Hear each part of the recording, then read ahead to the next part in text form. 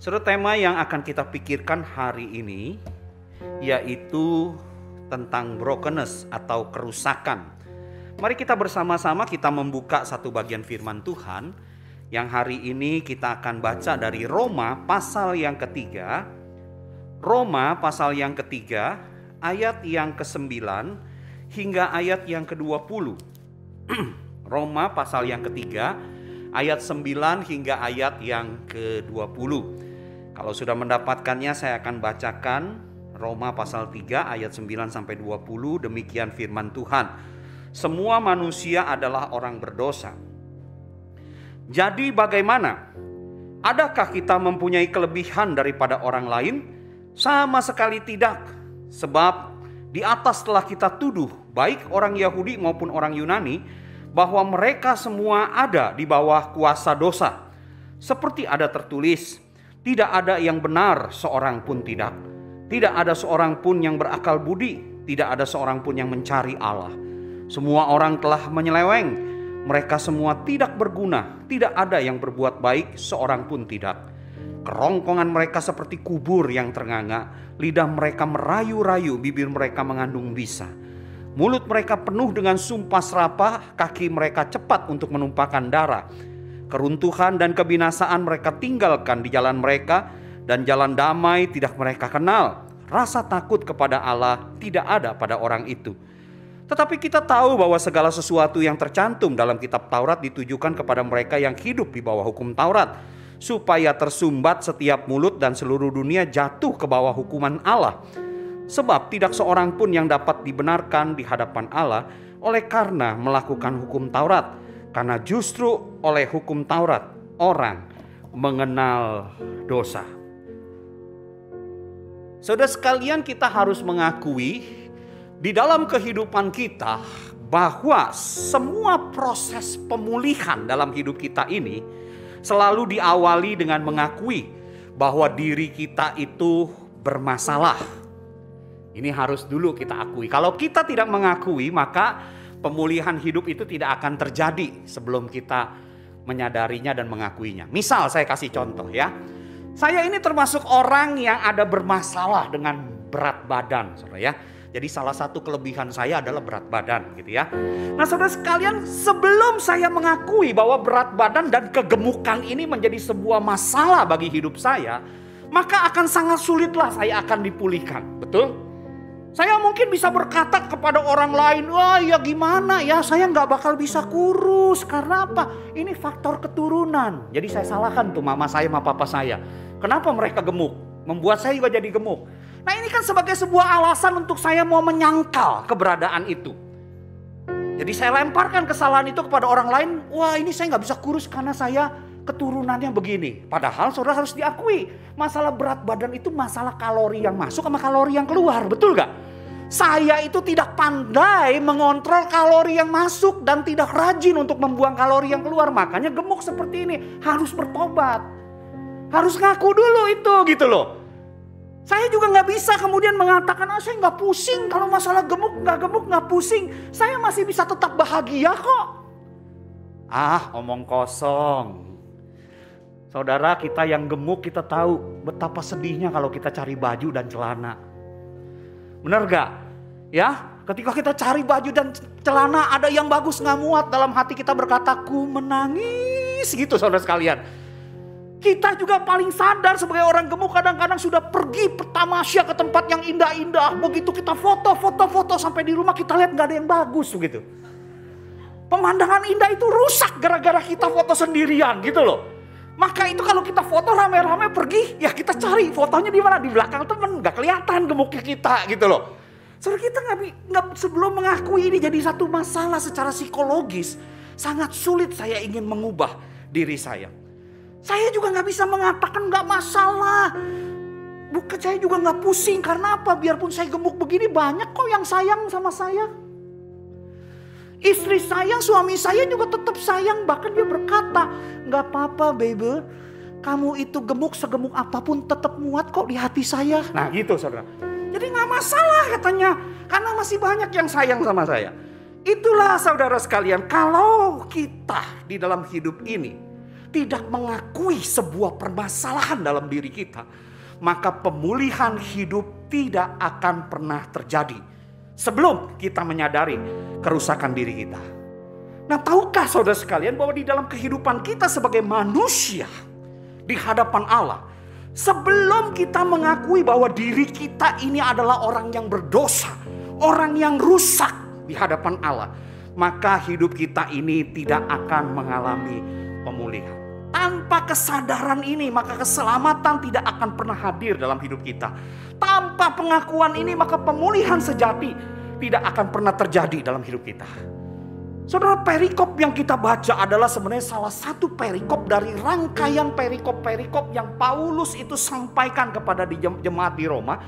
Paulus itu sedang berbicara tentang masalah pembenaran Allah yang Allah lakukan bagi orang yang telah jatuh di dalam dosa. Di dalam perikop ini Rasul Paulus sebenarnya ingin menegaskan bahwa seluruh umat manusia itu telah jatuh ke dalam dosa dan telah rusak. Baik itu dia orang Yahudi yang menerima secara khusus hukum-hukum Allah, maupun orang-orang bukan Yahudi yang sebenarnya di dalam tatanan moral mereka, mereka tahu hukum itu sekalipun mereka tidak menerima hukum itu secara tertulis seperti orang Yahudi. Sesungguhnya bahwa mereka itu adalah orang-orang yang ada di bawah hukuman dosa. Itu yang Paulus ingin sampaikan dalam perikop yang kita baca. Dan orang yang ada di dalam hukuman dosa ini mengalami 3 hal di dalam kejatuhan mereka dalam dosa. Yaitu yang pertama, bahwa mereka adalah mengalami yang namanya kematian rohani. Roma pasal 3 ayat 10-12 mengatakan seperti ada tertulis, tidak ada yang benar seorang pun tidak. Jadi ketika Tuhan memandang dari sorga ke bumi mencari seorang yang benar, di bumi ini gak ada. Karena semua telah jatuh di dalam dosa. Bahkan boleh dikatakan orang yang telah jatuh di dalam dosa, akal budinya, keinginannya, dorongannya itu tidak ada dan tidak ada keinginan untuk mencari Allah. Hidup mereka itu menyeleweng sehingga hidup mereka itu tidak berguna bagi kemuliaan Allah. Sehingga perbuatan mereka pun di hadapan Allah tidak ada yang baik.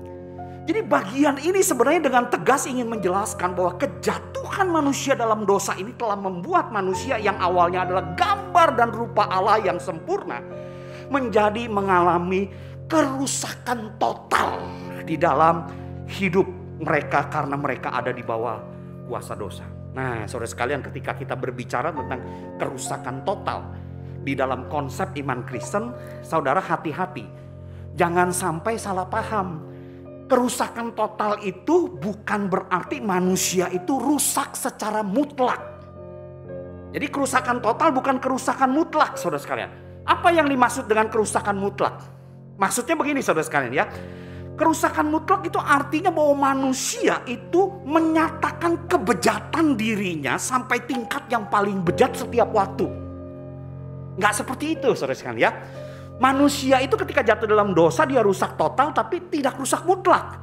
Dia tidak selalu setiap waktu dalam hidupnya menyatakan kejahatan yang paling setinggi-tingginya dan paling sebejat-bejatnya. Nggak seperti itu. Karena apa, saudara sekalian? Karena manusia itu tidak rusak secara mutlak.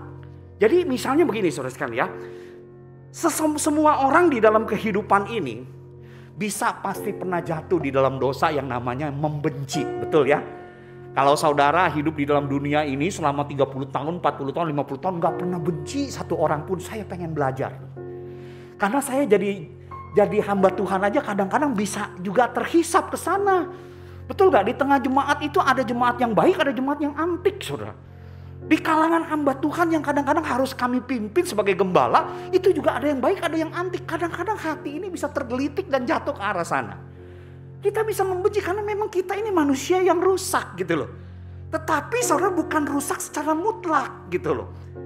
Nah, kita bisa jatuh dalam yang namanya membenci, tapi tidak semua orang melakukan pembunuhan karena benci kan. Ya udah, hanya benci disimpan aja. Jadi nggak mutlak. Tidak sampai sebejat-bejatnya gitu ya. Setiap laki-laki misalnya kita bisa terangsang secara seksual kepada wanita lain yang mungkin bukan istri kita. Waktu kita melihat atau gimana ya. Tetapi kan hanya sebagian dari laki-laki yang berani untuk melakukan perzinahan secara fisik. Betul gak? Jadi gak mutlak saudara sampai sebejat-bejatnya. Itu maksudnya begitu loh. Jadi kerusakan total bukan kerusakan mutlak. Dan orang yang mengalami rusak total ini juga kalau dikatakan, Pak, Buktinya ada orang yang tidak percaya Yesus, mereka masih bisa berbuat baik. Betul, saudara sekalian. Karena apa? Manusia yang telah mengalami kerusakan total juga masih dapat melakukan perbuatan baik atau kebajikan yang relatif. Bukan sebuah kebajikan atau perbuatan baik yang sejati. Contoh perbuatan baik yang relatif apa? Misal gini saudara ya. Ada seseorang yang di dalam perusahaannya dia korupsi. Karena korupsinya dia bisa untung 100 juta. Koruptor nih saudara. Salah apa enggak? Salah. Tetapi saudara ketika dia dapat uang 100 juta, dia lagi jalan-jalan, dia lihat sebuah panti asuhan. Tergerak hatinya dengan anak-anak yang tidak punya orang tua. Dia serahkan 20 juta itu persembahan untuk panti asuhan. Baik gak dia? Baik, dia melakukan tindakan baik begitu ya. Tapi perbuatan baik yang dia lakukan ini, saudara, itu disebut sebagai perbuatan baik yang relatif. Bukan sebuah perbuatan baik yang sejati. Seorang tentara yang bukan Kristen, tidak percaya kepada Yesus, tidak punya iman. Bahkan dia tidak percaya kepada Tuhan. Tapi waktu jadi tentara saudara sekalian, dia bisa untuk memberikan sebuah teladan perbuatan baik dan kasih. Yaitu ketika dia melihat sebuah granat dilemparkan di tengah-tengah kumpulan temannya, dia menelungkupi granat itu, dia meledak dan mati. Untuk apa? Menolong teman-temannya yang banyak. Dia korbankan dirinya. Dia tidak percaya Tuhan, ateis. Tapi bisa lakukan perbuatan baik yang relatif. Misalnya saudara juga punya kenalan di depan rumah saudara. Seorang setengah baya, hidup dengan terhormat, kerja baik-baik, mencintai istrinya, bisa mengurus keluarganya. Tapi sayangnya dia tidak mempercayai Tuhan. Dia tidak percaya Tuhan itu ada. Tapi hidupnya baik. Bahkan kepada anak-anak kecil yang ada di tetangga, dia suka kasih permen. Baik orang ini. Tapi saudara-saudara sekalian, dia tidak percaya kepada Tuhan. Apalagi percaya kepada Yesus. Maka saudara sekalian, kita bisa mengatakan bahwa orang ini adalah orang yang melakukan kebajikan atau perbuatan baik yang relatif. Nah kalau begitu Pak, apa itu kebajikan atau perbuatan baik yang sejati di dalam doktrin Kristen? Sebuah katekismus Heidelberg itu memberikan sebuah definisi yang jelas tentang hal ini. Jadi perbuatan baik atau kebajikan yang sejati di dalam konsep Kristen itu mengandung 3 hal. Yaitu apa? Perbuatan baik adalah yang bersumber pada iman yang benar, dilakukan menurut hukum Allah, dan untuk kemuliaan Allah. Ini 3 unsur yang harus ada dalam perbuatan baik yang sejati. Di luar ini kurang salah satunya, itu akan menjadi sebuah perbuatan baik yang relatif. Jadi unsur yang pertama adalah iman yang benar. Sungguhkah orang itu melakukan perbuatan itu dalam iman yang benar? Yang kedua, ada gak ketaatan pada hukum Allah? Gak bisa. Satu sisi dia mencuri dengan korupsi, satu sisi dia membantu. Itu relatif. Dan yang ketiga, waktu dia melakukan hal itu bagi kemuliaan Tuhan atau tidak. Saudara, kita orang Kristen bisa jatuh di dalam masalah yang ketiga ya. Kita lakukan dalam iman perbuatan baik itu, kita lakukan juga sesuai dengan hukum Allah, tapi mungkin dengan motivasi yang bukan untuk kemuliaan Allah. Itu menjadi relatif. Kita berjuang di dalam hal itu bagi orang yang sudah Kristen. Nah, kurang salah satu unsur itu menjadi relatif. Nah, ini yang dimaksud dengan perbuatan baik yang sejati. Maka itu saudara sekalian, orang yang rusak secara total, dia tidak rusak secara mutlak dan masih bisa melakukan perbuatan baik relatif. Nah, kalau begitu Pak Afri, apa artinya kerusakan total atau total depravity ini? Saudara, kerusakan total itu adalah kerusakan manusia karena dosa. Yang disebut total itu karena dosa itu meresap atau menjangkau setiap natur kemanusiaan kita. Dari rasio kita, kehendak kita, selera kita, dorongan-dorongan kita. Sehingga seluruh natur kemanusiaan kita ini tidak lagi kita pakai untuk mengasihi Allah sebagai prinsip yang memotivasi segala tindakan dan perbuatan kita. Itu yang disebut sebagai kerusakan total, dan manusia yang jatuh dalam dosa itu jatuh di dalam kondisi yang seperti ini. Sehingga saudara sekalian, kalau secara natur manusia yang total itu rasio, kehendak, selera, dan dorongannya itu sudah jatuh di dalam dosa, maka dia akan ada di posisi yang kedua, yaitu dia hidup diperbudak oleh dosa. Rasul Paulus dalam perikop yang kita baca memberikan sebuah gambaran yang mengerikan dari hal ini. Ayat 13-18 di situ dikatakan kerongkongan mereka seperti kubur yang menganga.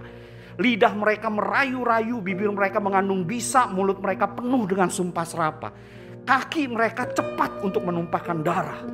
Bahkan dikatakan keruntuhan dan kebinasaan mereka tinggalkan di jalan mereka, dan jalan damai tidak mereka kenal.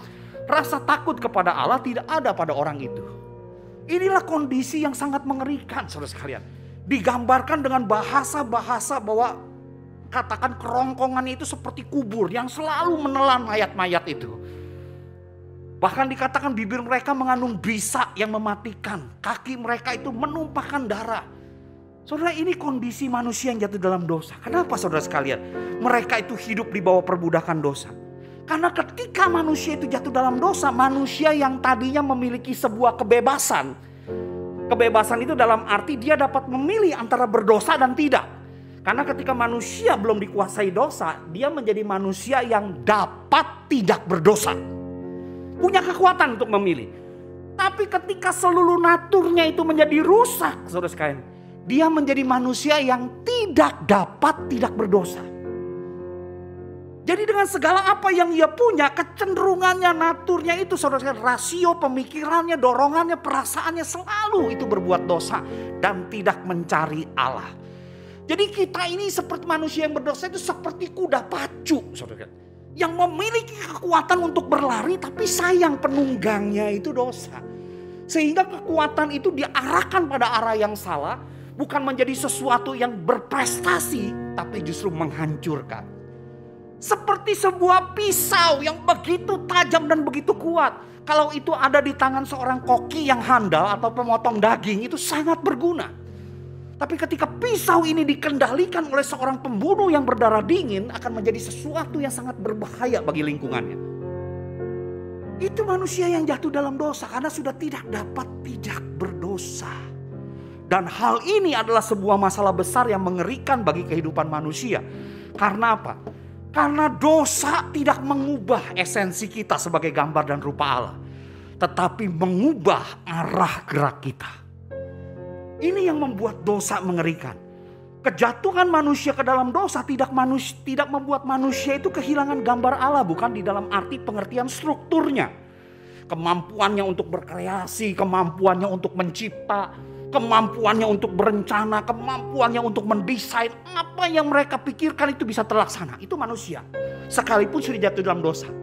Karena gambar Allah secara struktur tidak hilang dari manusia. Tetapi saudara sekalian, sekarang masalahnya di dalam pengertian fungsionalnya itu menjadi rusak. Gambar Allah secara fungsional di dalam diri manusia itu menjadi rusak. Maksudnya begini saudara sekalian, bahwa manusia yang telah jatuh ke dalam dosa itu tetap menyandang gambar Allah dengan segala kekuatannya. Tetapi sekarang ia berfungsi secara salah. Saudara, inilah yang menyebabkan dosa itu semakin berbahaya dari zaman ke zaman. Karena apa? Karena dosa merupakan pemakaian kekuatan-kekuatan yang dikaruniakan Allah dan mencerminkan Allah dengan cara yang salah. Itu dosa, saudara. Di dalam kehidupan manusia, ketika dia berkuasa sangat merusak. Nah, saudara bisa bayangkan, kita hidup berkumpul bersama manusia-manusia yang seperti ini. Maka ketika manusia-manusia jatuh dalam dosa, itu berkumpul, tidak heran kita akan mengalami rusaknya tatanan kehidupan manusia ini. Tatanan kehidupan kita menjadi rusak, kita bisa prediksi. Karena apa? Saudara dan saya juga adalah orang-orang yang seperti itu sebelum mengenal Kristus. Dan kita hidup di dunia yang dipenuhi orang seperti itu, maka kita bisa memperhitungkan. Tidaklah heran kita bisa melihat banyaknya kerusakan yang ditimbulkan oleh dosa dalam dunia dan kehidupan kita. Rusaknya tatanan dunia itu juga mempengaruhi dari kehidupan dunia ini. Saudara, dunia ini menjadi dunia yang rusak. Deru perang kita dengar di mana-mana. Perang dari yang namanya mengangkat senjata seperti Rusia dan Ukraina. Itu terjadi, saudara sekalian. Demi hal yang mereka perebutkan dan pertahankan, saudara sekalian. Berapa banyak korban jiwa yang harus terjadi. Dan ini sesuatu yang terjadi, yang Yesus sudah peringatkan, hari-hari terakhir akan menjadi lebih hebat lagi. Bahkan kalau kita melihat tatanan perang zaman sekarang, perang sudah tidak menggunakan senjata lagi, saudara. Perang dengan kekuatan ekonomi, saudara sekalian, itu bisa terjadi antara negara-negara besar. Yang imbasnya mungkin akan berimbas kepada negara-negara yang kecil. Kita tidak tahu, saudara sekalian, kalau nanti perang makin meruncing antara Amerika dengan China, imbas apa yang akan terjadi dalam perang ekonomi mereka kepada negara-negara yang ada di dunia ini. Wah, menakutkan sekali, saudara sekalian. Menakutkan sekali. Itu yang terjadi. Ketidakadilan sosial kita lihat terjadi dalam sekitar kita. Di mana yang kuat memakan yang lemah. Itu yang terjadi, saudara sekalian. Banyak orang-orang yang kuat kemudian memakan yang lemah. Petani-petani miskin kadang-kadang dikuasai oleh golongan-golongan yang besar. Ketika ada orang yang menambang sesuatu di satu tempat, saudara sekalian, dengan aturan-aturan hukum yang ada, bisa terjadi, saudara, ada penambang-penambang liar yang memiliki kekuasaan dan lingkaran pengaruh di dalam pemerintahan. Saudara, mereka bisa menambang secara liar dan semaunya tanpa ada orang yang berani mengganggu. Itu bisa terjadi, saudara. Itu bisa terjadi dalam kehidupan kita. Manipulasi kebenaran melalui kekuasaan, politik, uang, massa, dan media sosial itu bisa terjadi. Orang melakukan kejahatan, tapi karena memiliki kekuasaan bisa manipulasi, ya kan? Tempat-tempat yang terjadi perkara itu dimanipulasi gimana caranya, akhirnya seperti terjadi sesuatu yang benar jadi salah, yang salah jadi benar. Itu yang terjadi dalam hidup kita. Apalagi sekarang, saudara sekalian, berbicara soal benar dan tidak tergantung siapa yang memegang kekuasaan, yang punya banyak uang, yang mampu menggerakkan media sosial. Dia pasti jadi pemenangnya. Untuk menentukan ini benar atau salah. Saudara, itu yang terjadi. Rusaknya tatanan keluarga juga terjadi dalam kehidupan kita. Saudara, kalau kita lihat keluarga-keluarga juga menjadi rusak. Di dalam rusaknya, selain rusaknya dunia ini. Ada anak-anak, saudara sekalian, yang tega menuntut misalnya ibu kandungnya. Beberapa waktu yang lalu kita melihat seorang ibu sudah tua dituntut oleh anak-anaknya sekian miliar. Karena apa? Karena urusan warisan. Yang nuntut bukan orang lain loh, saudara. Anak-anak yang keluar dari rahimnya sendiri. Itu yang membawa diri si ibu itu kepada ranah hukum. Saudara bisa bayangkan kalau saudara jadi ibu yang diperlakukan oleh anak-anak seperti itu. Tapi itu terjadi di dunia kita. Tatanan keluarga menjadi rusak. Suami istri saling mengkhianati. Itu bisa banyak terjadi di dalam kehidupan keluarga-keluarga. Bahkan saudara sekalian, bukan hanya seperti itu. Penyimpangan-penyimpangan kehidupan berkeluarga pun terjadi. Kalau zaman sekarang, saudara, tidak heran yang namanya Adam kawin dengan Adam. Gak heran, walaupun dulu Tuhan ciptakannya Adam dinikahkan dengan Hawa, ya. Sekarang Adam nikahnya sama Adam. Saudara, itu bisa terjadi. Saudara bisa bayangkan kalau itu terjadi dalam hidup saudara. Tatanan keluarga yang rusak. Saya pernah dengar sebuah cerita dari seorang rekan, itu jemaatnya itu mengalami pusing minta ampun si ibu ini. Punya beberapa anak, satu laki-laki, harapannya meneruskan nanti sehnya itu bisa turun, ya kan, lewat anak laki-laki. Disekolahkan baik-baik, punya prestasi, pergi ke luar negeri, ke Amerika. Pulang ke Indonesia punya pekerjaan yang baik. Si mama terus tanya, kapan kamu punya pasangan hidup? Belum ma. Sampai ujung-ujung karena terus ditanya-tanya, akhirnya dia mengaku bahwa dia tidak suka dengan wanita. Suka dengan pria juga, bahkan sudah punya pacar seorang pria. Nah, kalau saudara jadi ibunya gimana? Si ibu ini bergumul minta ampun. Sampai akhirnya mau gak mau terima. Tapi saudara, penerimaan ini bukan berarti tanpa konsekuensi. Satu waktu anak itu bawa pacarnya ke rumah yang Adam juga. Dan harus diperkenalkan kepada keluarga besar. Terus mau gimana? Luar biasa saudara sekalian. Inilah tatanan yang terjadi di dalam kehidupan berkeluarga pun mengalami yang namanya kehancuran. Belum lagi saudara, kita juga mengalami namanya rusaknya tatanan kehidupan pribadi kita. Kehidupan pribadi manusia menjadi rusak. Manusia itu hidup di dalam ketakutan. Saudara lihat banyak orang yang kadang-kadang punya banyak harta, hidup juga dalam ketakutan. Karena apa? Sejak manusia jatuh dalam dosa, manusia itu memang menjadi banyak ketakutan yang melingkupi dia. Ada orang yang takut mati, begitu ya. Ada orang yang takut sakit, begitu. Ada orang yang takut miskin, ada orang yang takut ditolak. Wah, takut-takut lainnya menguasai kita. Bahkan manusia, saudara sekalian, dapat melukai dan dilukai dengan sikap dan perkataan serta perbuatan masing-masing. Karena apa yang menjadi kekuatan Allah yang ada di dalam diri kita seringkali kita pergunakan secara salah.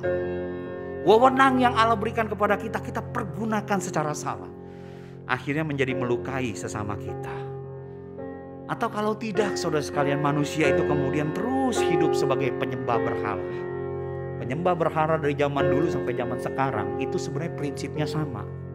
Berhala zaman dulu sampai zaman sekarang dalam hidup manusia itu adalah the self, diri sendiri. Kita ingin menjadi Allah bagi diri kita sendiri.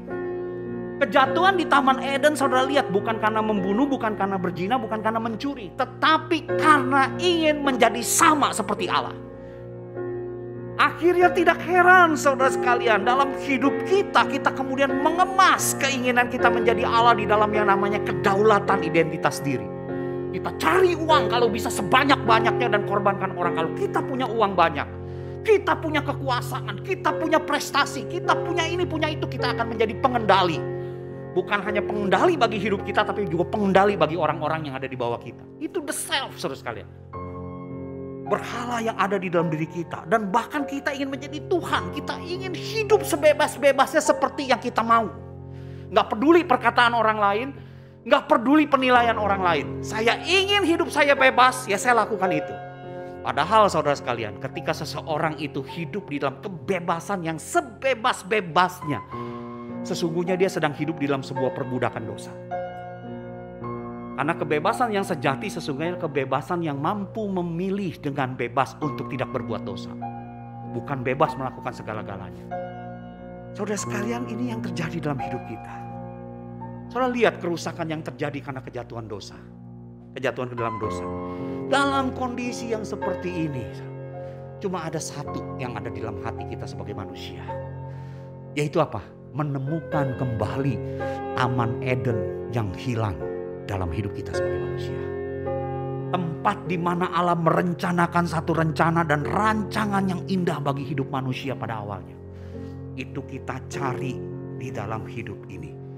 Rancangan Allah yang penuh dengan damai, sejahtera dan keindahan bagi manusia. Sayangnya manusia berusaha mencari jalan keluar dengan caranya sendiri karena akar dosa, yaitu ingin menjadi Allah bagi diri sendiri.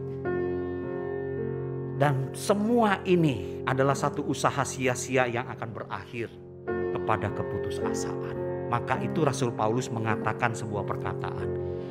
Kita tahu bahwa segala sesuatu yang tercantum dalam kitab Taurat itu ditujukan kepada mereka yang hidup di bawah hukum Taurat. Baik mereka itu orang Yahudi yang diberikan Taurat secara tertulis, baik itu orang-orang yang bukan Yahudi yang sebenarnya secara hukum moral itu sudah terpatri di dalam diri mereka. Dan ketika mereka tahu hukum itu, tersumbat setiap mulut dan seluruh dunia jatuh ke bawah hukuman Allah. Karena apa? Karena sebab tidak ada seorang pun bisa dibenarkan di hadapan Allah oleh karena melakukan hukum Taurat. Tidak ada yang mampu secara sempurna melakukan hukum itu. Karena itu justru dengan mengenal Taurat, kita mengenal bahwa diri kita adalah orang yang berdosa.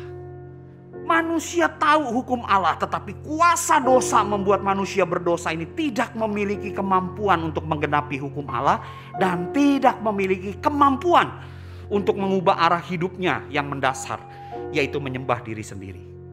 Maka itu saudara sekalian, dalam hidup ini, di dalam kerusakan yang terjadi tanpa intervensi karya Allah dalam kemuliaan Injil, maka rancangan Tuhan yang indah dan penuh damai sejahtera tidak akan dapat dicapai oleh manusia berdosa.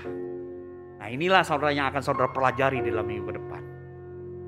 Tetapi saudara sekalian, saya ingin katakan, bukti bahwa butuhnya intervensi Injil itu Yesus katakan berulang-ulang kali ketika dia turun ke dalam dunia dan memberikan pengajaran. Yesus berkata, "Aku berkata kepadamu, sesungguhnya jika seorang tidak dilahirkan kembali, ia tidak dapat melihat kerajaan Allah." Saudara, ini sebuah perkataan yang Yesus katakan kepada Nikodemus, seorang pengajar agama Yahudi. Kamu tidak dilahirkan kembali tanpa intervensi Allah, gak bisa lihat kerajaan surga. Kalau kamu tidak dilahirkan dari air dan roh, engkau tidak dapat masuk ke dalam kerajaan Allah. Ini Yesus katakan dengan terus terang. Harus ada intervensi Allah. Bahkan kalau saudara memperhatikan Injil Yohanes yang lain, Yesus pernah berkata, enggak ada seorang pun yang bisa datang kepada Yesus kalau ia tidak ditarik oleh Bapa yang mengutus aku. Itu kata Tuhan Yesus. Kalau tidak Bapa yang berintervensi, menarik kamu, engkau tidak akan bisa datang kepadaku. Dan orang-orang yang ditarik Bapa inilah yang akan dibangkitkan pada akhir zaman. Yesus berkata, aku pokok anggur, kamu ranting-rantingnya. Kalau kamu tidak tinggal di dalam aku, kamu nggak bisa berbuah. Karena apa? Aku pokoknya. Di luar kamu, di luar aku, kamu tidak dapat berbuat apa-apa. Ini kata Tuhan Yesus. Maka itu tanpa intervensi dari Allah, kerusakan manusia ini tidak dapat diselesaikan. Saudara, inilah hal-hal yang kita pelajari, yang seharusnya kita sharingkan dalam kehidupan kita ketika kita ada di dalam sebuah program Life on Mission ini. Saudara, saya berharap saudara sekalian ada dua hal ketika saya menjelaskan tentang kerusakan ini dan pentingnya Injil. Yang pertama, kiranya saudara ini semakin pandai di dalam menjelaskan pentingnya berita Injil bagi manusia berdosa yang berada dalam kerusakan. Saudara bisa menjelaskan tiga lingkaran ini dengan baik. Awalnya Allah punya rancangan yang penuh dengan damai sejahtera bagi manusia. Rancangan yang indah. Tapi sayang manusia itu jatuh ke dalam dosa. Ketika manusia jatuh ke dalam dosa terjadilah kerusakan. Nah, yang hari ini kita bicara. Kerusakan apa yang terjadi? Yaitu bahwa manusia yang jatuh di dalam dosa mengalami kerusakan total. Secara natur saudara sekalian, rasio, kehendak, selera, dorongannya itu sudah menjadi tercemar. Sehingga tidak ada kasih lagi kepada Allah dalam diri manusia sebagai prinsip yang memotivasi. Rusak total. Ya, jadi naturnya itu seluruhnya rusak. Yang kedua, manusia jatuh dalam dosa mengalami perbudakan dosa. Dulu dapat tidak berdosa. Sekarang karena jatuh menjadi tidak dapat tidak berdosa. Kecenderungan hatinya, langkah kaki kita selalu dikendalikan oleh dosa. Dan kita juga mengalami yang namanya rusaknya tatanan kehidupan kita. Rusak tatanan dunia, rusak tatanan keluarga, rusak tatanan kehidupan pribadi. Dalam kondisi seperti inilah manusia membutuhkan Injil. Datang kepada Injil supaya dipulihkan, masuk kembali dalam rancangan indah Tuhan.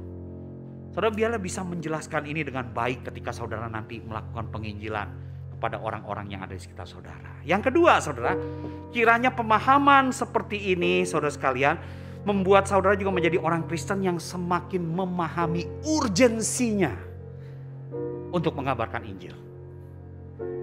Saudara, waktu kita terbatas. Waktu kita terbatas. Apa sih yang membedakan pemahaman kita tentang uang dan waktu dalam hidup yang kita miliki ini? Saudara, perbedaannya cuma satu. Saudara dan saya selalu tahu sisa uang saudara. Betul gak? Ya kan? Saudara selalu tahu sisa uang saudara. Tapi kita tidak pernah tahu sisa waktu kita. Khususnya dengan orang-orang yang ada di sekitar kita. Saudara kita, teman kita yang ada dalam lingkaran pengaruh kita.